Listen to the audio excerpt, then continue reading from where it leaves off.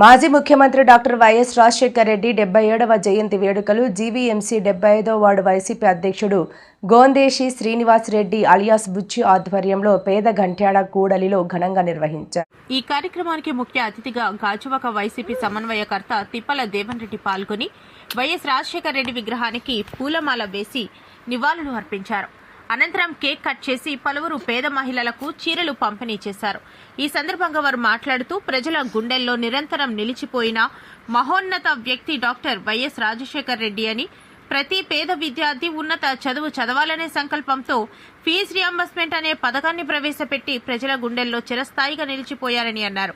రాష్ట్రంలో అన్ని ప్రాంతాలను సమానంగా అభివృద్ధి చేసి పరిపాలనలో అనేక మార్పులు తీసుకువచ్చారన్నారు. ఈ కార్యక్రమంలో నియోజకవర్గ వైసీపీ నాయకులు, 75వ వార్డు వైసీపీ నాయకులు, మహిళలు, కార్యకర్తలు తదితరులు పాల్గొన్నారు. మరి 75వ వార్డు అధ్యక్షులైన బుజ్జి గారికి, అలాగే ఇక్కడికి విచ్చేసినటువంటి ముఖ్య అతిథి దేవన్ రెడ్డి గారికి, అలాగే ఇక్కడ పెద్దలు నక్కా రమణ గారికి, గురుమూర్తి గారికి, పరదేశ్ గారికి, సుమన్ గారికి, ఇక్కడికి విచ్చేసినటువంటి పెద్దలందరికీ కూడా హృదయపూర్వకమైన అభినందనలు తెలియపరుచుకుంటూ, మరి ఈరోజు రాజశేఖర్ రెడ్డి పుట్టినరోజు సందర్భంగా మరి ఇక్కడికి వచ్చిన ప్రజలందరికీ కూడా రాజశేఖర్ రెడ్డి అంటే ఏంటో తెలుసు.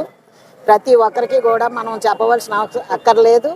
ఈరోజు మన పరదేశ్ చెప్పినట్టు ప్రతి ఒక్కరూ కూడా ఎన్నో పథకాలు అనుభవించిన మహానుభావుడు ఆయన. మరి అలాంటి ముఖ్యమంత్రిగా మళ్ళీ అతను తనయుడు రాజశేఖర రెడ్డి గారు కొడుకు ఈరోజు మనకి ముఖ్యమంత్రిగా మళ్ళీ వచ్చారు. మరి అలాగే ఆయనలాగే ఈరోజు ఆయన పట్టుదలతోనే ఆయన కూడా క్షమించి పనిచేస్తున్నారు. మరి అలాగే ఈరోజు రాజశేఖర రెడ్డి కుటుంబం అవనివ్వండి, రాజశేఖర రెడ్డి తనయుడు జగన్మోహన్ రెడ్డి గారు అవనివ్వండి, ఆయుర ఆరోగ్యాలతో ఉండాలని మనస్ఫూర్తిగా కోరుకుంటూ సెలవు తీసుకుంటాం. మాజీ ముఖ్యమంత్రి వర్యులు స్వర్గీయ రాజశేఖర రెడ్డి గారు 77వ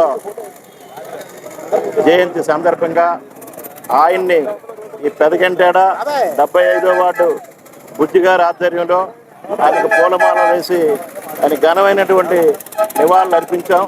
అదేవిధంగా 2004 నుంచి 2009 వరకు ఈ ఆంధ్రప్రదేశ్ తాలూకా రూపురేఖల్ని మార్చి బడుగు బలహీన వర్గాలకి, పేదలకి, అలాగే 108, 104 ఇలాంటివన్నీ కూడా కిలో 2 రూపాయల బియ్యం ఇవన్నీ కూడా పెట్టి పేదలకి నాయకుడు అంటే ఇలా ఉండాలని చెప్పి మరొకసారి తెలియజెప్పినటువంటి మహానేత వైఎస్ రాజశేఖర రెడ్డి గారు.